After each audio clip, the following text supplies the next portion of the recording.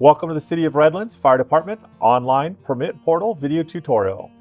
To use the portal, contractors and designers will need to create a free account. If you are new to working in the City of Redlands or have not received a link in an email, you can click on the QR code or the link in the description to get straight to the portal login. Or you can begin by going to our website at redlands.gov. Once there, navigate to the Government tab across the top, and then to the Departments link. A new page will show up, and click on the Development Services link, and finally, the Building and Safety Division link.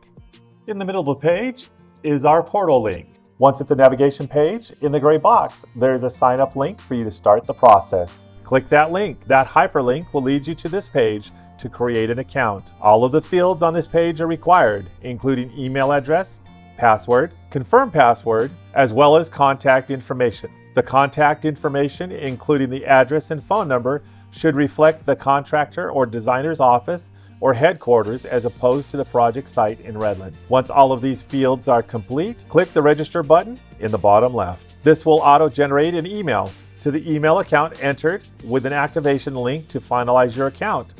Once your account is active, you will be able to log in and begin uploading fire sprinkler and fire alarm permit applications to the account.